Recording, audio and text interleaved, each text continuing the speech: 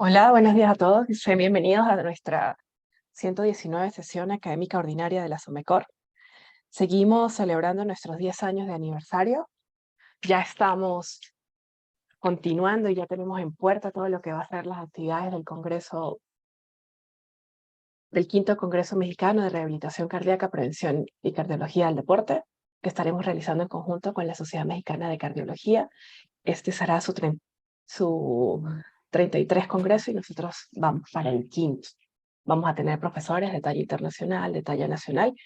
Seguimos abiertos para recibir los trabajos libres. La fecha límite ya está cerca, es el 30 de junio, y sean todos bienvenidos a esta nueva sesión estatutaria.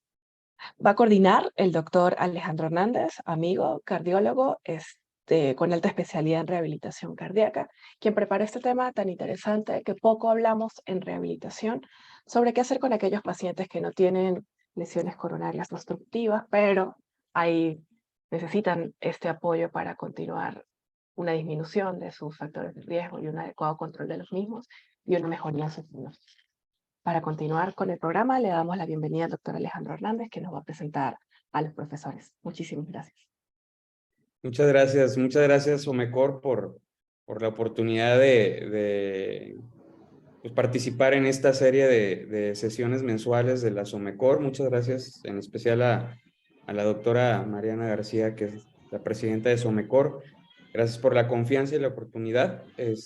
Hoy vamos a abordar un problema que es una enfermedad que poco ha sido estudiada, sobre todo en el campo de rehabilitación cardíaca.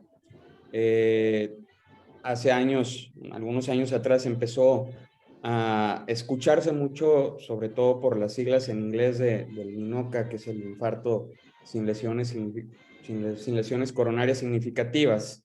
Y se empezó a estudiar y se empezó a liberar evidencia acerca del diagnóstico y el tratamiento.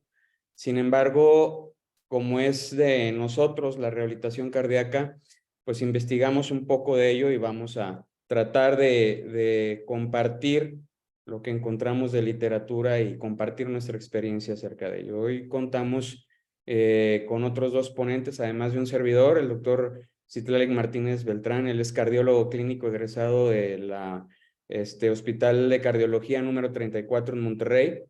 Tiene alta especialidad en imagen cardiovascular no invasiva en el Instituto Nacional de Cardiología y es cardiólogo adscrito acá en el Hospital del Iste y en el Hospital Muguerza, donde laboramos todos nosotros, tanto en cardiología clínica como en imagen cardiovascular. Y con el licenciado Miguel Ángel Sánchez Serrano. Él es licenciado en fisioterapia, física y egresado de la Universidad del Estado de México, y además tiene especialidad en rehabilitación cardíaca en el Instituto Nacional de Cardiología. Él está a cargo del programa de rehabilitación cardíaca en nuestro hospital en Cristus Muguerza y en el Instituto Cardiovascular de Saltillo en el área de cardiología. Muchas gracias. Le cedo la palabra a nuestro primer ponente, quien nos hablará un amplio panorama acerca del MINOCA. Adelante, doctor Martínez. Muchas gracias, doctor Alejandro Hernández, por la invitación.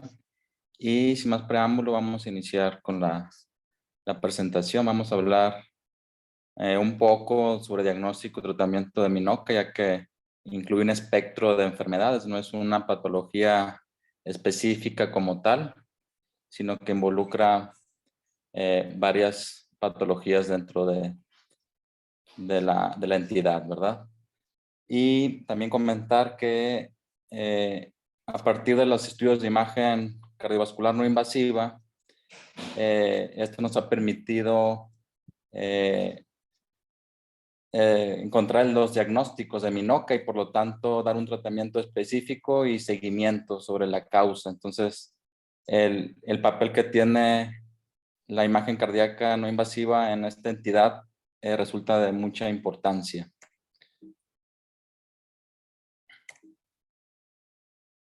Bien, ¿qué es el MINOCA? MINOCA es un acrónimo en inglés, ¿sí?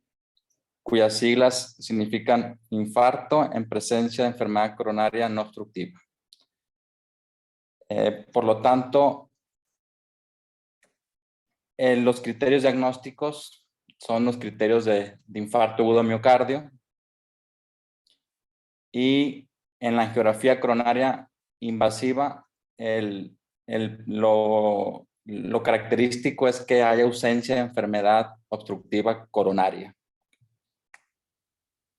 La prevalencia no es tan despreciable como se podría pensar, ¿verdad? Las series de casos van desde el 1% hasta el 14% en algunas series reportadas. Y se presenta con mayor frecuencia en mujeres, por lo generalmente jóvenes, y con factores de riesgo cardiovascular tradicionales, diabéticas, hipertensas, dislipidémicas, ¿sí?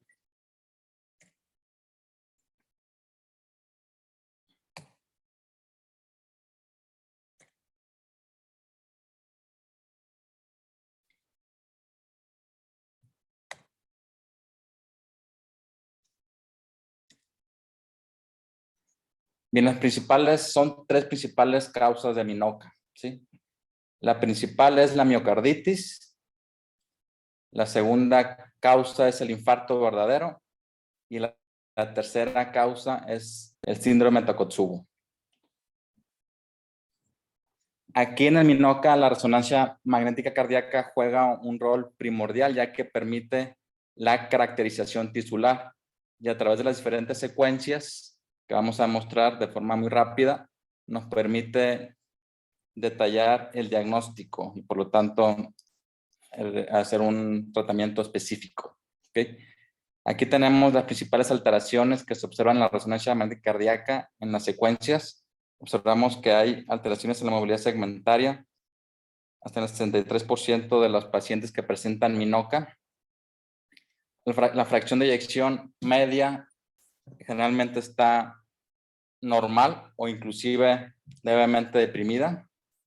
Hay edema en la secuencia de T2 pesado en el 52% de los pacientes. Y lo que nos permite la caracterización tisular, esto es muy importante, el patrón de realce tardío. ¿Okay? Ya sabemos que un patrón subendocárdico transmural es sinónimo de un infarto verdadero, un patrón subepicárdico o intramiocárdico de miocarditis, y el hecho de que haya ausencia de realce tardío es compatible con Takotsubo. Sin embargo, también hay pacientes en los cuales puede haber ausencia de realce tardío y aquí tenemos que valernos de secuencias más específicas como es el mapping, que desafortunadamente en nuestro centro todavía no contamos con esa secuencia, pero es importante conocerla. Bien, la prevalencia de MINOCA es del 15-75%, la causa de la miocarditis, ¿sí? Y los criterios por resonancia son los criterios clásicos de Light-Lewis, que no voy a ahondar mucho. Son tres de forma característica: que haya edema en la secuencia de T2 pesada, que haya hiperemia en las secuencias de T1 pre y postgadolíneo, se saca una relación, y el patrón de realce tardío, este es el más característico, un patrón subepicárdico, inferolateral o intramiocárdico.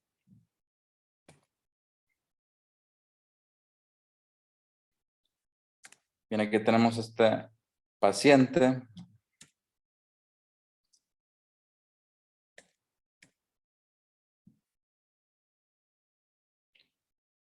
Es un paciente que va con dolor torácico, presentó elevación de enzimas, paciente joven, y aquí tenemos la secuencia de cine. Pasamos a la secuencia de cine que no tenemos alteraciones en la movilidad segmentaria, es la vista de dos cámaras, el eje corto. Observamos que hay un engrosamiento sistólico adecuado desde la base hasta la punta. La primera secuencia que realizamos es la secuencia de cines, y lo que tenemos color es la presencia de alteración de la movilidad segmentaria. Aquí en la secuencia de T2 pesado es donde valoramos la presencia de edema. Si observamos esta hiperintensidad, está inferior, infralateral, anterolateral del tercio basal, del tercio medio anterolateral y del tercio apical de los 4 segmentos. Es con la secuencia de T2 y con la secuencia de T1 pregadolíneo y T1 postgadolíneo, observamos la hiperemia. Observamos cómo se incrementó la hiperintensidad comparado con el T1 pregadolíneo. Y en la secuencia de realce tardío, observamos la presencia de hiperintensidad intramiocárdica. ¿Sí? Este fue un paciente que tuvo COVID y este es el patrón característico del COVID. ¿Sí? Intramiocárdica, subepicárdico, está heterogéneo el patrón de reforzamiento tardío. Y también cabe mencionar que afortunadamente los pacientes que tuvieron miocarditis por COVID, la mayoría tenía la función sistólica preservada, por lo menos aquí en Saltillo, ¿verdad? Fue lo que observamos. Y aquí está igual también la secuencia, el eje corto, tercio basal, tercio medio, tercio apical. Observamos el patrón de reforzamiento subepicárdico. Es lo que nos hace el diagnóstico, la hiperintensidad, hiperemia y patrón de reforzamiento característico subepicárdico.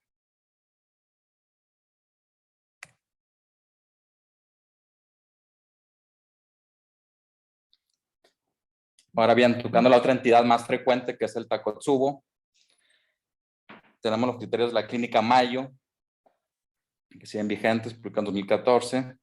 Tenemos que tener alteraciones de la movilidad segmentaria, que son el típico patrón con aquinesia del ápex y hiperquinesia de los segmentos basales, que hay ausencia de enfermedad coronaria obstructiva y las anormalidades electrocardiográficas características, y aquí tiene que haber ausencia de miocarditis, es decir, va a haber edema, puede haber hiperemia, sin embargo, va a haber ausencia de realce tardío, que es lo que lo diferencia de una miocarditis a un Takotsubo, la ausencia de realce tardío.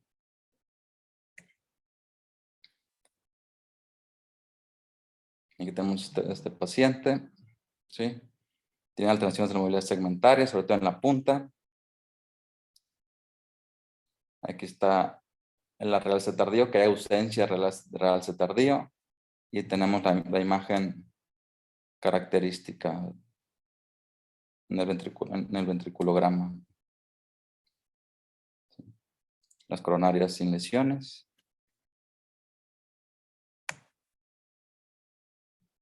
Y es importante que un paciente que tuvo Takotsubo hay que repetir la resonancia cardíaca a los 3 y 6 meses como criterios para valorar criterios de recuperación. ¿Sí?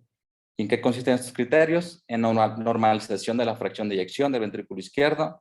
Es importante valorar los volúmenes telediastólico y telesistólico. Recordemos que la resonancia es el mejor método, ¿verdad? Y hay una disminución de la intensidad en T2 pesado que disminuye el edema y volvemos a lo mismo, ausencia de realce tardío. Entonces es importante después de tener un Takotsubo hacer el seguimiento con resonancia a los 3 y 6 meses.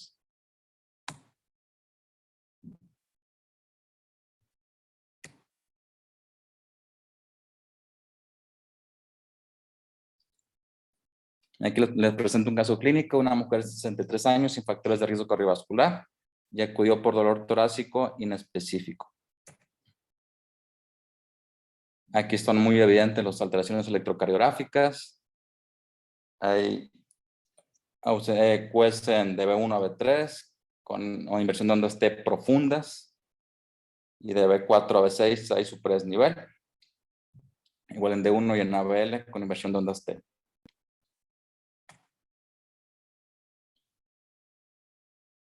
Se pasa a sala hemodinámica, que se observa coronarias sin lesiones obstructivas. ¿Sí? Es la imagen característica del Takotsubo. Sin embargo, se considera de primera instancia un Takotsubo. ¿Sí?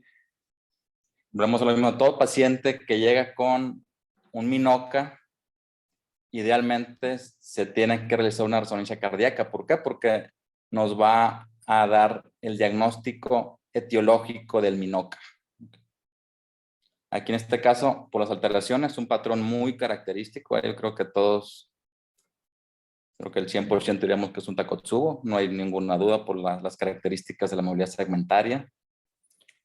Sin embargo, se le hace una resonancia cardíaca. ¿Y qué fue lo que se encontró? Bueno, encontramos el edema, la secuencia de T2 pesado, que el edema se presenta en el Takotsubo, se presenta en el infarto verdadero y se presenta en la miocarditis, ¿sí?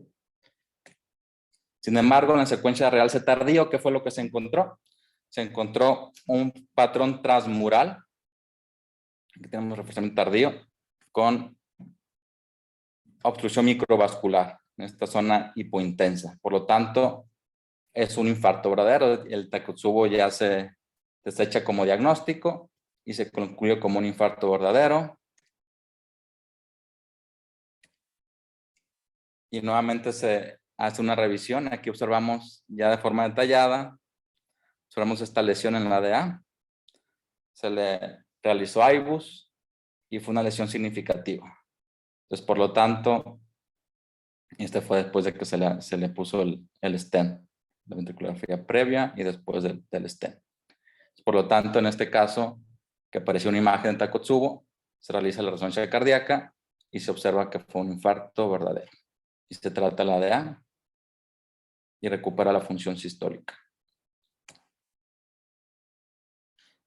Nuestro caso que tuvo el doctor Alejandro Hernández, aquí en el hospital Muguerza, una mujer de 33 años, sin factores de riesgo cardiovascular, y acudió por dolor torácico anginoso típico asociado a descarga neurovegetativa.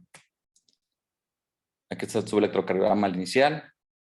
Tiene inversión de ondas T de B3 a B6, elevotroponinas, mayor de 2. Aquí, por la acuciosidad del doctor Alejandro, ¿sí?, se solicitó una resonancia. ¿Y qué fue lo que se encontró? Se encontró en la tercio basal, no hay edema. Tercio medio hay edema. Observamos la hiperintensidad, pues prácticamente de todos los segmentos. Y en el tercio apical, del segmento anterior, septal, la hiperintensidad. Se sospechó de primera instancia una miocarditis, mujer joven, sin factores de riesgo y elevación enzimática. ¿Y qué fue lo que se encontró en el real C tardío? Observamos esta hiperintensidad transmural del ápex, ¿sí?, del segmento 17, compatible con un infarto verdadero por el patrón de real C tardío. Esta paciente se comentó de forma multidisciplinaria, con intervencionista, el doctor Alejandro, y por los factores de riesgo que prácticamente no tenía la paciente, pues se sospechó de que la paciente tuviera una disección coronaria. Y efectivamente, esta paciente se optó por realizar una angiotac coronario y observamos aquí la arteria descendente anterior, como de forma abrupta disminuye el calibre, y observamos esta imagen perivascular, ¿sí?, que es compatible con disección. O sea, se observa cómo disminuye el calibre por la presencia de un trombo mural, que se hace el diagnóstico de disección. Y aquí la imagen tridimensional observamos cómo está la arteria descendente anterior y disminuye de forma abrupta el calibre. Por lo tanto, esta paciente se concluye como una disección coronaria de la arteria descendente anterior y se opta por manejo conservador, y la paciente afortunadamente cursa con adecuada mejoría clínica. La arteria coronaria derecha y la arteria circunfleja sin lesiones.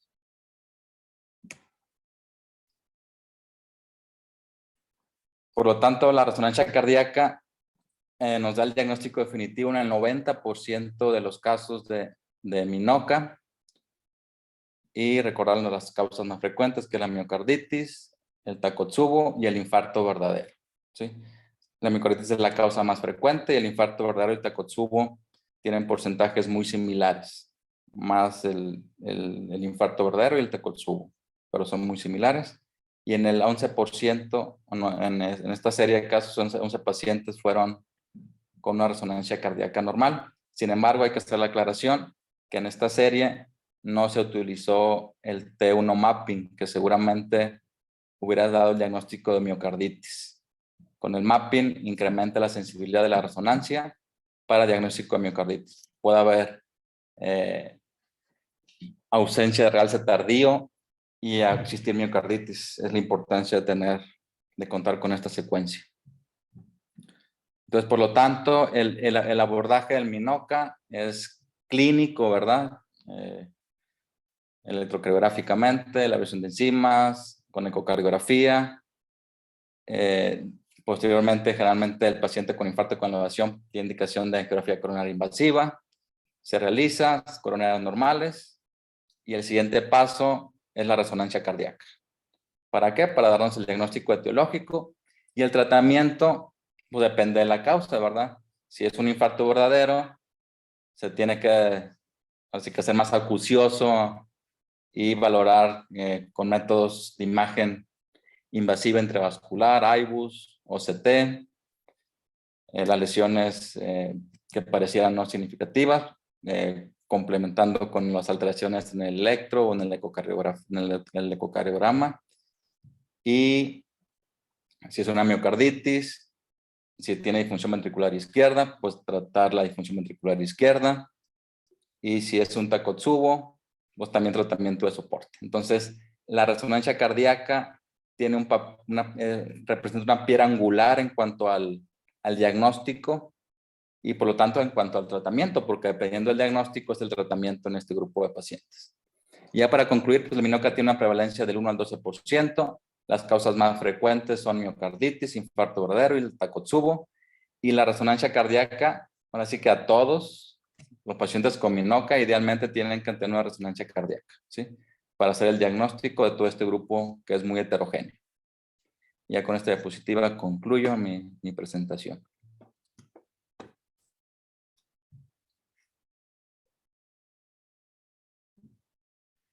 Muchas gracias, doctor Martínez. Excelente presentación, muy interesante acerca de, pues, del diagnóstico y tratamiento de esta entidad relativamente nueva a comparación de la cardiopatía isquémica tradicional de enfermedad coronaria significativa, que es lo más frecuente que uno observa. Vamos a continuar. Déjenme nada más, voy a compartir mi presentación.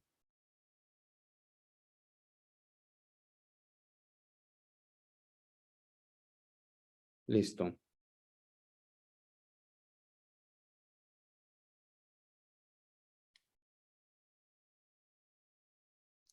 Sí la ven, ¿verdad?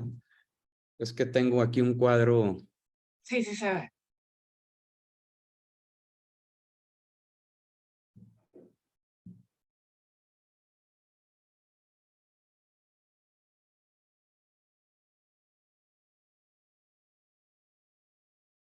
Alex, ¿puedes activar tu micrófono, por favor? Gracias.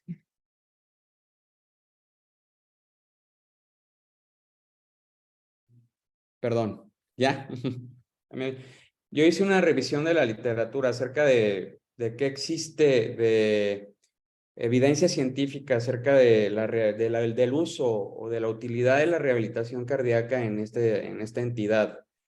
Finalmente, siempre se habla del tratamiento y de los métodos de imagen, métodos diagnósticos, que es lo primero que tenemos que obtener después de la sospecha de un paciente con esta entidad, y que finalmente para hacer el diagnóstico definitivo, en la mayoría, por tratarse de un infarto agudo de miocardio, los pacientes van a una coronariografía diagnóstica y posteriormente es donde se observa que no tiene unas lesiones significativas dependiendo de los métodos que se puedan usar, desde únicamente la coronariografía hasta el uso de IBUS o coherencia óptica, etcétera. A partir del día que decidimos presentar esta charla, empezamos a hacer la búsqueda acerca de la evidencia que pudiera existir. Y hasta el día de ayer, la verdad es que es muy poco, es un terreno relativamente virgen y creo que es motivo para todos nosotros, incluso para residentes, de algunas tesis, porque es un terreno muy poco investigado. Ustedes saben, hablando un poquito de rehabilitación cardíaca, y lo que hacemos pues es La rehabilitación cardíaca es una terapia que está basada en ejercicio y en el control de los factores de riesgo cardiovascular y ha demostrado disminuir la mortalidad por todas las causas y eventos adversos con todos los pacientes en diferentes enfermedades de este tipo, principalmente cardiopatía isquémica e insuficiencia cardíaca, y juega un rol muy importante en el tratamiento de estas enfermedades. Hoy en día decimos que es un complemento necesario de la terapéutica cardiovascular de vanguardia. Acerca de la evidencia de los pacientes con un infarto verdadero y con lesiones coronarias obstructivas significativas, existe muchísima evidencia. Eso ya lo conocemos bastante bien. Está asociada a una reducción del 15 al 31% de todas las causas de mortalidad y mortalidad cardíaca en pacientes con enfermedad cardíaca. Y los pacientes con un infarto agudo de miocardio y coronarias significativas es efectivo y seguro, pero en los pacientes con MINOCA no lo conocemos. Hasta ahorita no hay suficiente evidencia acerca de este terreno. Estudios sobre efectividad y seguridad en entrenamiento con ejercicio físico pues son escasos. De hecho, solamente encontré un estudio, un ensayo clínico aleatorizado del que vamos a hablar. Y así también no existe un entrenamiento específico o adecuado a estos pacientes con MINOCA. A partir de 2019 creo que marcó un inicio del boom del MINOCA, porque la American Heart Association publicó una declaración científica acerca de esta entidad. Nos ofreció un entendimiento profundo de este heterogéneo diagnóstico clínico. Es un documento de poco más de 20 páginas y sobre todo habló de diagnóstico y tratamiento médico, y muy pocas, bueno, vamos a ver prácticamente pues nulas sugerencias acerca del ejercicio y por supuesto de su evidencia. Aquí se resume este documento de la American Heart Association con los diferentes escenarios que ya comentó el doctor Martínez, y nos habla de todos el tratamiento médico que se utiliza en este tipo de pacientes, y pueden observar que en ninguno mencionan a la rehabilitación cardíaca o al ejercicio como tal. Generalmente mencionan el tratamiento únicamente médico tradicional de primera línea en pacientes con enfermedad coronaria, aspirina, betabloqueadores, ARA o IECA2, clopidogrel o vamos otro IPC y Y2 y algunos las estatinas y demás, ¿no? Pero no menciona al ejercicio como tal. Entonces, con la esperanza de todavía tener evidencia disponible hasta el día de ayer, estuve al pendiente de si surgía más evidencia. En realidad, nada más encontré 2 estudios específicos acerca de la asociación del beneficio de la rehabilitación cardíaca con MINOCA. Uno de ellos fue el del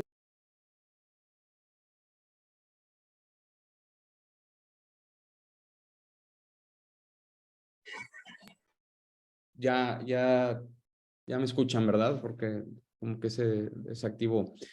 Uno de ellos fue en China. Ellos declaran que es una muestra corta o que requerían una N mayor. Yo creo que alguna de las ventajas que tenía que tener China por tener 1.4 billones de habitantes es que puedes tener muchos pacientes. Es de un solo centro y lograron juntar una muestra de 524 pacientes. Desgraciadamente, estadísticamente es poco, pero yo creo que va a ser muy difícil para un solo centro juntar este tipo de muestras.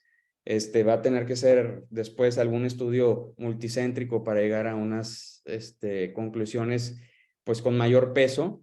Este fue el primer estudio y único prospectivo para investigar el efecto de la rehabilitación cardíaca y la calidad de vida, en la calidad y los resultados clínicos.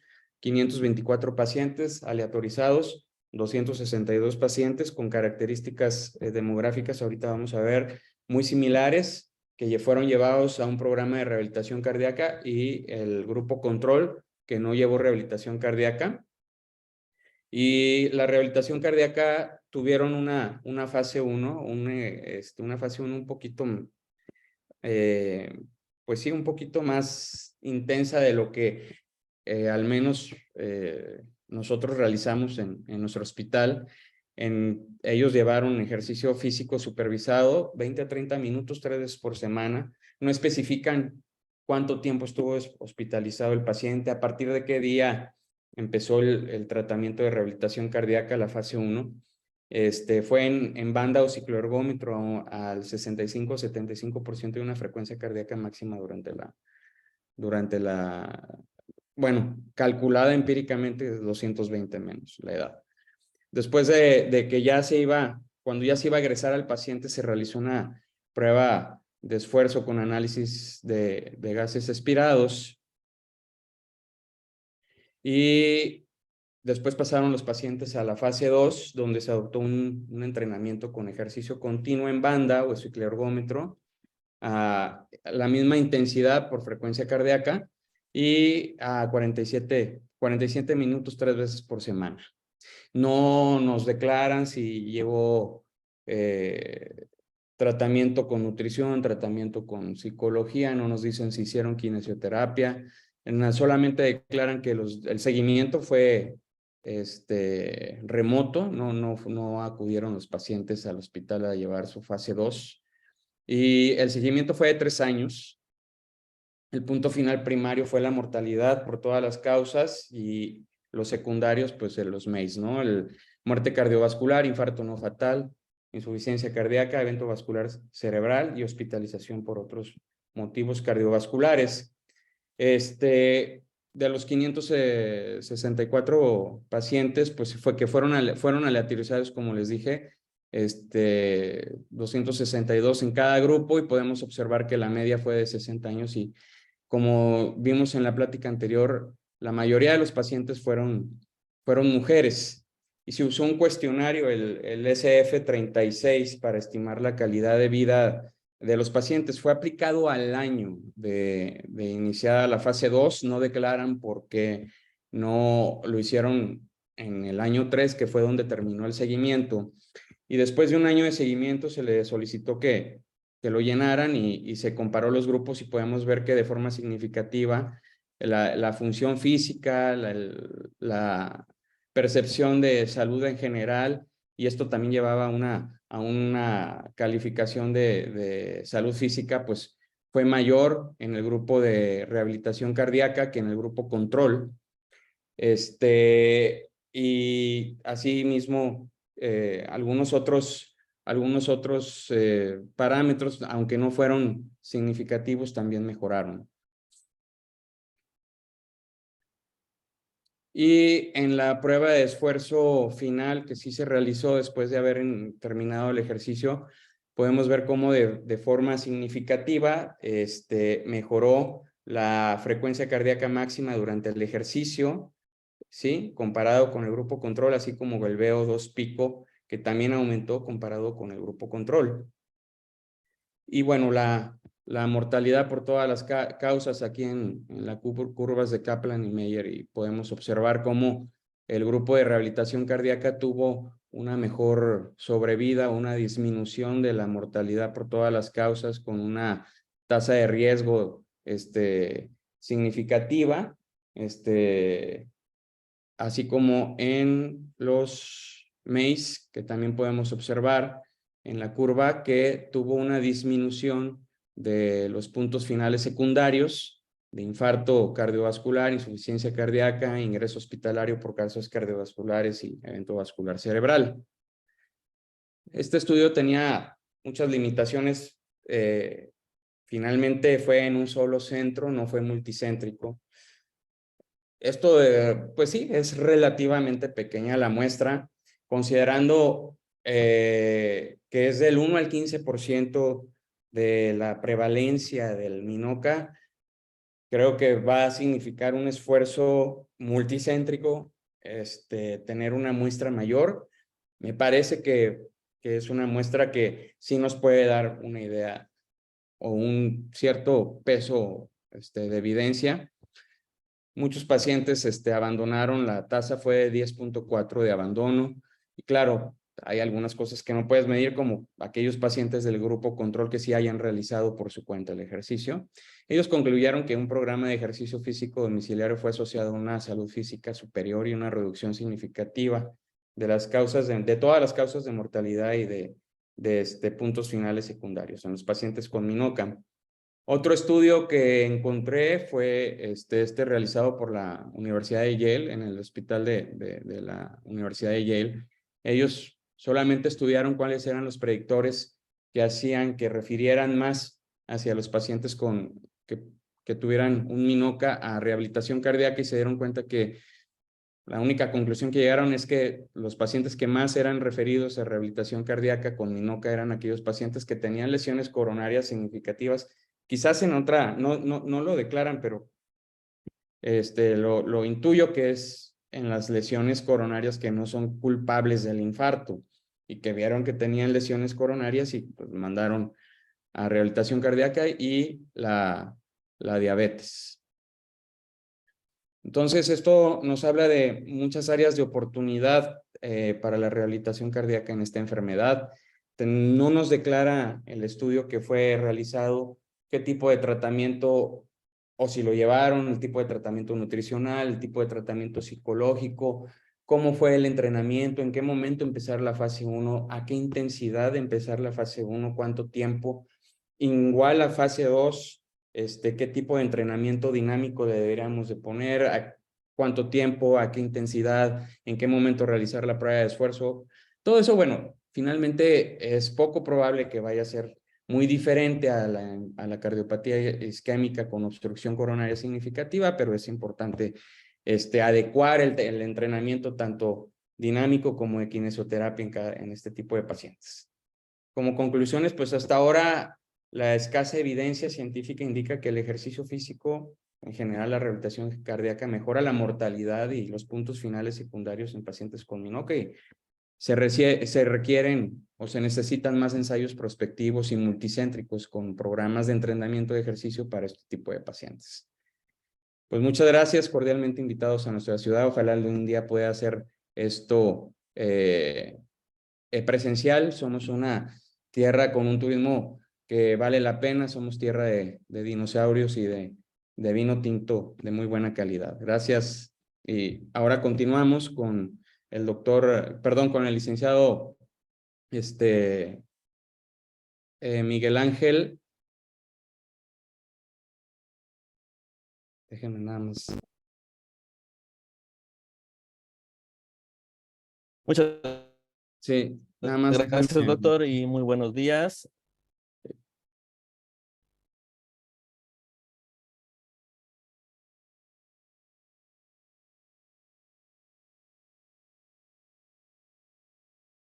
Listo. Gracias. Listo. Adelante, Miguel. Gracias.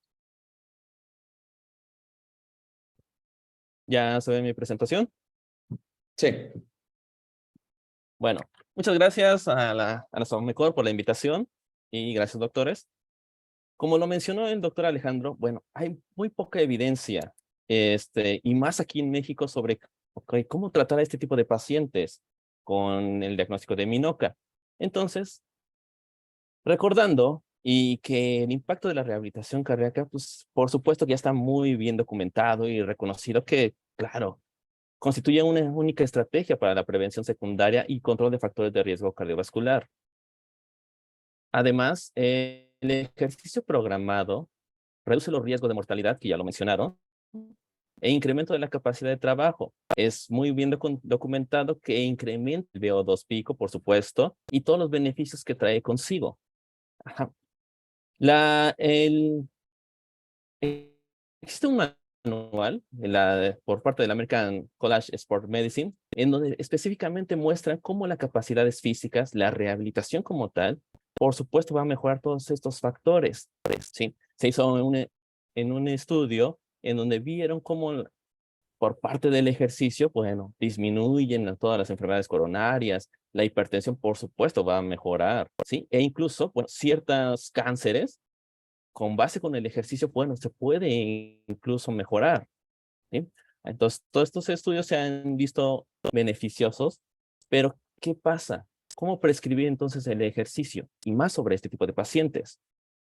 Recordando que siempre debe de haber una individualización, ¿sí? Y tenemos que tener muy claro, ok, la duración, la frecuencia, la intensidad y, por supuesto, la progresión de la actividad física. ¿Por qué la individualización? Porque mencionan que aquí el arte de la prescripción del ejercicio consiste en integrar con éxito la ciencia del ejercicio y de las técnicas de comportamiento, de modo que se logre integrar en los objetivos de cada persona la resolución y la capacidad de llevar a cabo un largo programa de ejercicio. Nosotros en nuestro centro siempre evaluamos a nuestros pacientes de manera individual, ¿sí? ¿Por qué? Porque cada quien trae diferentes factores de riesgo, cada quien trae sus capacidades diferentes.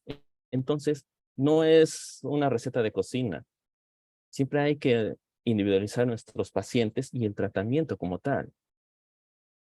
Por ello, entonces, tenemos que ver entonces cuánta intensidad y duración del ejercicio hay que aplicar con este tipo de pacientes. La intensidad y la duración del ejercicio, por supuesto, determina el gasto energético.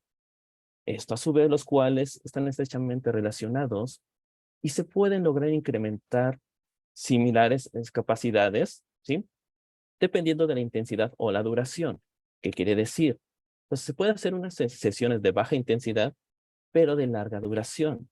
O se puede realizar una sesión de alta intensidad, pero de corta duración. Esto va a tener mucho, por supuesto, con las capacidades de cada paciente. ¿Por qué? Porque la duración y la frecuencia se ha demostrado que mejora, por supuesto, la capacidad aeróbica, ¿sí? Aquí a veces se emplean ejercicios de poca duración, es decir, de 5 a 10 minutos, pero con intensidades de alta, es decir, con un VO2 máximo de 90%. La American College Sport Medicine recomienda actividades aeróbicas continuas entre 20 a 60 minutos de duración, con un VO2 máximo entre el 50 y el 85%. La frecuencia está interrelacionada tanto con la intensidad como con la duración del ejercicio. Y los pacientes cuya capacidad funcional es menor de 3 METs se obtienen mejoras con sesiones múltiples diarias de corta duración. Sesiones múltiples en donde combinan, por supuesto, la parte aeróbica con la parte anaeróbica, ¿sí? Mientras que las personas con capacidades entre 3 a 5 METs se recomiendan de 2 a 3 sesiones diario y, por supuesto, las mayores de 5 METs de 3 a 5 sesiones semanales. Claro, esto lo maneja este manual. En nuestro centro, por supuesto, aquí estamos manejando diario a nuestros pacientes, ¿sí? En donde, bueno, dividimos nuestra fase aeróbica de la fase anaeróbica. Y la progresión del ejercicio. Siempre es importante, por supuesto, llevar esta progresión del ejercicio, ya que con esto va a mejorar su capacidad aeróbica. Y aquí maneja que de la primera semana, sí, las fases iniciales, por supuesto, quienes obtuvieron menor capacidad mediante la prueba de esfuerzo, se debe de manejar de una semana, de 3 sesiones, con una intensidad de 40 a 50% del VO2 máximo o de la frecuencia cardíaca de reserva, con una duración disminuida de 12 minutos. Y así sucesivamente ir progresando, ¿sí? Sabemos que en las fases del ejercicio siempre debemos de llevar un calentamiento, la fase principal y después la fase de enfriamiento o vuelta a la calma. Por ello, entonces, la progresión debe ser importante en cada uno. Pero, ok, ¿qué pasa entonces ahora con estos pacientes que han tenido minoca? Ya lo mencionaron los doctores, que por supuesto la minoca es una entidad caracterizada por pacientes que cursan con infarto agudo de miocardio y que poseen arterias coronarias normales o con una estenosis menor del 50%, ¿sí? Lo mencionó el doctor Alejandro que el estudio, justamente el artículo que menciona, que se ha demostrado que el ejercicio, sí, es la tercera intervención más rentable para reducir la mortalidad cardiovascular, luego de las aspirinas y, por supuesto, los betabloqueadores. Entonces, este estudio, ya no para no meterme tanto, que mencionaba que era un estudio prospectivo, que mencionaba que efectivamente la rehabilitación ayuda en este tipo de pacientes. ¿sí? Ellos decían que manejaban entonces entre 20 a 30 minutos en un ciclo ergómetro del 65% al 75% de la frecuencia cardíaca máxima. Pero, ok, ¿cómo se debe de hacer? Ya no me meto en esta, que ya lo mencionó el doctor Alejandro, sobre las curvas de Kaplan y Meyer, sobre la efectividad de la rehabilitación. Entonces, nosotros hasta ahorita hemos tenido 3 casos en nuestro centro de diagnóstico de MINOCA, los cuales pertenecieron entre el año 2020 al 2022. Por supuesto, fueron mujeres entre los 50 y los 70 años. Mujeres que han tenido como antecedentes personales el estrés, la ansiedad, la depresión y la hipertensión. Por la edad, por supuesto, algunas ya fueron jubiladas, otras son amas de casa. Y esto genera, por supuesto, el estrés y la ansiedad. ¿Sí? La primer paciente fue de una paciente de 61 años que se estratificó en el grupo B 4 semanas con una frecuencia cardíaca diana de 116 latidos por minuto, obtuvo 8.6 METs y iniciamos con una carga inicial de 52 watts. La otra paciente que tuvimos era una de 59 años, también fue estratificado en el grupo B 4 semanas con una frecuencia cardíaca diana de 139 latidos por minuto. Ella obtuvo 8.2 METs y con una carga inicial de 49 watts. Finalmente, la última paciente era una de 77 años que entró en el grupo D 6 semanas con una frecuencia cardíaca diana de 92 latidos por minuto e hizo 4.5 METs. Por ello, iniciamos con una carga inicial de 27 watts. ¿Sí? Ok, la primera paciente en su evaluación kinesiológica, recordando que nosotros evaluamos, por supuesto, todo lo que es coordinación, fuerza, elasticidad, ¿sí? Y equilibrio. En la primera evaluación, obtuvo un 100% en su coordinación, el 92% de equilibrio, fuerza un 55% y elasticidad de un 66%. Como tuvo 20 sesiones, con ella, en general con todas, me enfoqué más sobre sus actividades de la vida diaria, que obviamente, son mujeres en donde, pues, amas de casa, que tienen que estar barriendo, haciendo todas sus actividades. A veces van al súper, unas me comentaban, es que me canso justamente al ir al supermercado, de repente siento justamente esta falta de aire. Entonces también nos enfocamos mucho en lo que es la parte respiratoria. Lo mencionaba el doctor, no hay como tal una guía que nos dice, ¿no?, que cómo debes de tratar este tipo de pacientes. Por ello, entonces, me enfoqué más sobre sus actividades que realizan a la vida diaria. Sí, por supuesto, al meterle mayor fuerza, voy a tener mejor equilibrio. Y también, eso sí, también mencionaban que la elasticidad, incluso por la edad, pues se va deteriorando. Entonces, también vamos a enfocarnos un poquito más en esa parte de la elasticidad. Por ello, entonces, durante la segunda evaluación, por supuesto, la coordinación nos mantuvimos, subimos el equilibrio, la fuerza, por supuesto, se fue incrementada, del 55 subimos al 65%, y la elasticidad, por supuesto, también, que subimos de un 66%, subimos incluso a un 82%. Hubo una sesión específicamente para pura elasticidad, ¿sí? Claro, depende también de otros factores que a veces a lo mejor me limitaban, pues era el desgaste articular. Sin embargo, con ciertos estiramientos de vaivén, con eso podemos ir recuperando. La otra paciente de 59 años, al igual, que era 4 semanas, en el inicio tuvimos una coordinación del 100%. El equilibrio bajó aquí sí muchísimo, el 50%, tenía muy mal equilibrio. Fuerza de un 60% y la elasticidad de un 73%. De igual forma, con ella también me enfoqué muchísimo. Ella, con este tipo de paciente, me decía que tenía que todavía trabajaba, que de hecho tenía una tienda, y tenía que ir mucho al supermercado y cosas así, y que al cargar ciertas cosas, pues se fatigaba demasiado. Entonces, por supuesto, le dije, ok, ¿cómo es la manera en cómo que cargar? Y qué, por lo regular, o cuáles son los objetos que más se le complican. Entonces nos enfocamos muchísimo en esto. La coordinación tuvo un 100%, el equilibrio aumentó significativamente, un 67%, la fuerza también, Ligeramente, aquí subimos a un 63%, pero vean otra vez la elasticidad. Mejoramos. De un 73, por supuesto, subimos a un 85%. Finalmente, la paciente de 77 años, ya con más limitaciones, porque en la coordinación tuvimos con ella un 90%, un 17% de equilibrio. A mayor edad, lógico, va a haber un mayor desequilibrio. La fuerza tuvimos un 58%, la elasticidad un 59%. Con ella me enfoqué también muchísimo en la parte respiratoria. 77 años, ¿sí? Ok, ya es como tal, era una paciente jubilada, pero tenía mucho estrés emocional, carga emocional con esta parte de los hijos, etcétera. Entonces también nos enfocamos un día, pura sesión de relajación, y con base a la relajación en la elasticidad, reitero. La coordinación subimos a un 90%, el equilibrio aumentamos bastante, un 50%, la fuerza un 63% y la elasticidad un 89%. La fuerza en ella, ¿sí?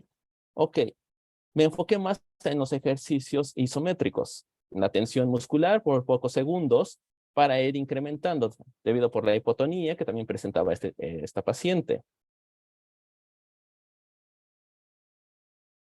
Por ello, entonces, tras concluir la parte kinesiológica, por supuesto, se le vuelve a realizar una prueba de esfuerzo y vean que cómo mejoró bastante. Nuestra paciente de 61 años, tras concluir sus sesiones, logró progresar de la carga inicial de 52 watts, se logró progresar a 70 watts. De 8.6, que fue la inicial, subimos a 10.2 METs. Por supuesto, hubo una mejoría de 1.6 METs. Nuestra paciente de 59 años, ¿sí? Con su carga inicial de 49, aquí logramos progresarlo hasta 60 watts. Y de 8.2 que había obtenido en su primera prueba de esfuerzo, en la segunda se obtuvo 9.1 METs, lo cual tuvo una mejoría de 0.9 METs. Finalmente, nuestro paciente de 77 años, con su carga inicial de 27, logré progresarla hasta 48 watts. Y de 4.5 METs subió hasta 5.9 METs. Por supuesto, una mejoría bastante de 1.4 METs, recordando que por cada MET que se gane, hay un 12% de sobrevida. También las frecuencias cardíacas máximas. Nuestra paciente inicial, que tuvo un 81% de la frecuencia cardíaca máxima, subió hasta un 91%. Nuestra paciente de 59 años, que su carga inicial fue de 98%, subimos hasta 102%. Y finalmente, la paciente de 77 años, que obtuvo 53%, subimos hasta un 86%. Como se puede observar, por supuesto, esta revisión, ¿sí?, sobre el beneficio de la rehabilitación cardíaca en estos pacientes es evidente. Que hace falta más estudios, por supuesto, y más aquí en México, ya que la capacidad es muy significativa y mejora, por supuesto, la calidad de vida. Entonces, es bien conocido, ¿sí?, que la rehabilitación, por supuesto que nos ayuda, pero aquí con con estos pacientes, hay que enfocarnos más. ¿Por qué? Porque son mujeres, ¿sí? Sabemos que sí, claro, toda la rehabilitación nos ayuda a prevenir todos estos factores de riesgo, a disminuir nuestra mortalidad, ¿sí? Pero ellas, estas mujeres que ya son jubiladas, son amas de casa, ¿sí?, que traen ese estrés emocional a veces por los hijos, etcétera. Entonces, ¿cómo trabajar con ellas? He ahí la importancia y por eso esta parte se les, se les pide justamente más hacer investigación para este tipo de manejo y así efectivamente tener, pues, digamos, todo un plan de tratamiento para este tipo de pacientes. ¿Sí?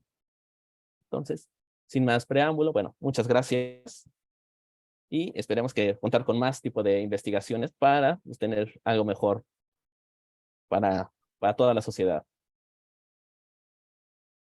Muchas gracias, Miguel. Muy buena plática. Felicidades. Gracias por participar. Bueno, con esto concluimos nuestro programa. Vamos a pasar a la fase de preguntas. Hay un par de preguntas.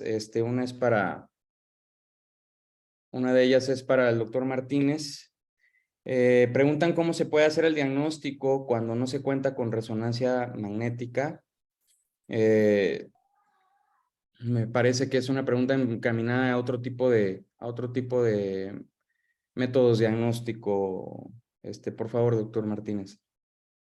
Sí, claro, mira, en cuanto al abordaje inicial, el ecocardiograma siempre va a ser o sea, una vez que el paciente tuvo el infarto, generalmente la mayoría pasa hacia la hemodinámica, se observan coronarias sin lesiones obstructivas, y el siguiente paso en el abordaje diagnóstico es la ecocardiografía, ¿verdad?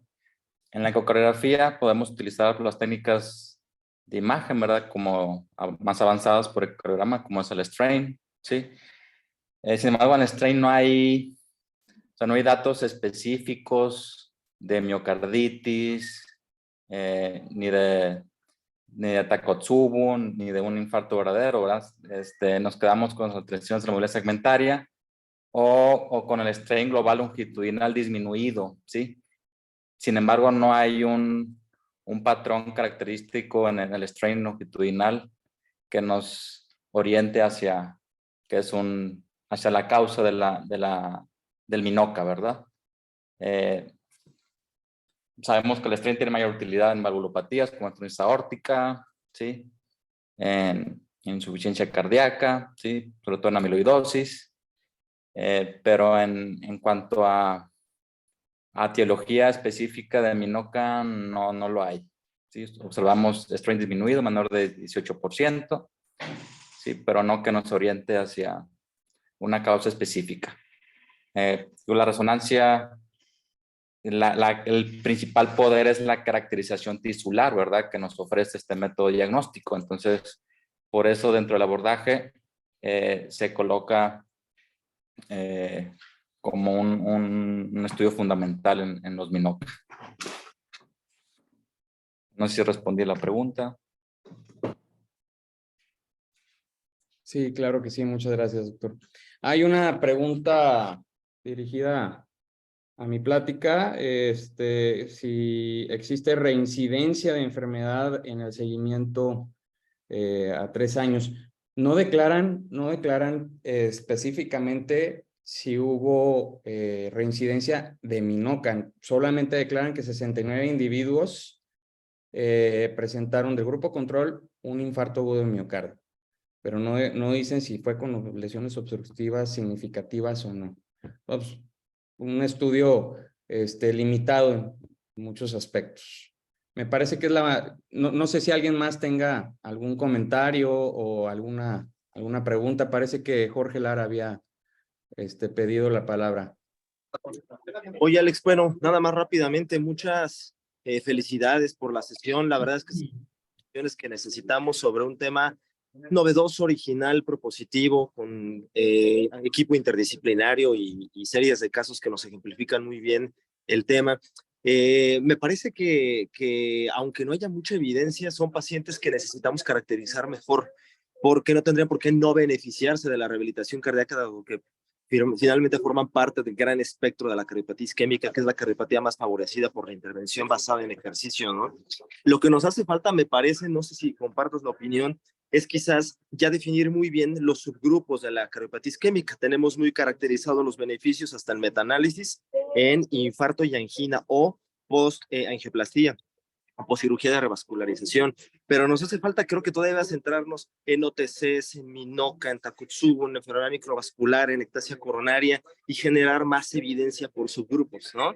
Y creo que este tipo de sesiones nos impulsan a pensar en que necesitamos aportar todos un poquito más por ahí. Esa sería como la gran reflexión, porque pues, viendo justamente la serie de casos tan exitosos que tienen, no veo por qué, y más conociendo la evidencia basada en ejercicio, en enfermedad arterial coronaria, o que no tuvieran que mejorar, ¿no? Entonces, felicidades, nuevamente agradecidos por la intervención de los tres, excelentísimas charlas, y que sigan así de bien con sus resultados. Gracias, Jorge. Gracias por tu comentario. No sé si alguien más tenga algún comentario o alguna pregunta. Yo nada más felicito al terapeuta. Adelante, Norma. Gracias, buen día a todos. Felicitar al fisioterapeuta. Fíjate que de lo que nos critican mucho todavía es porque no podemos juntar las cuestiones terapéuticas en cada paciente por la cuestión de la individualización, pero sí podemos medirlo y en conjunto generar o evaluar este beneficio, y que ya hay un artículo específicamente en donde nos propone a los rehabilitadores cardíacos qué criterios debemos considerar independientemente del protocolo o los ejercicios que le definamos hacer para poder ir validando con mayor peso, que cada vez ya se hace mejor.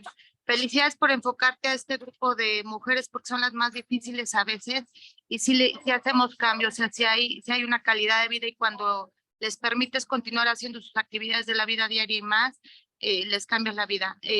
Me gustó tu presentación, gracias.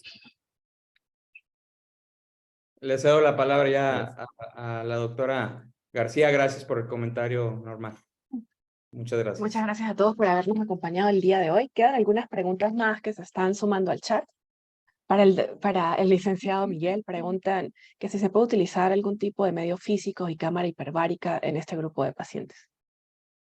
Bueno, dentro de la cámara hiperbárica, por supuesto, sabemos que es esta oxigenación a todas nuestras células. No está evidenciado, de hecho, y como tal, como hay mayor oxigenación hacia todo esto, no se vería, creo, tanto beneficio.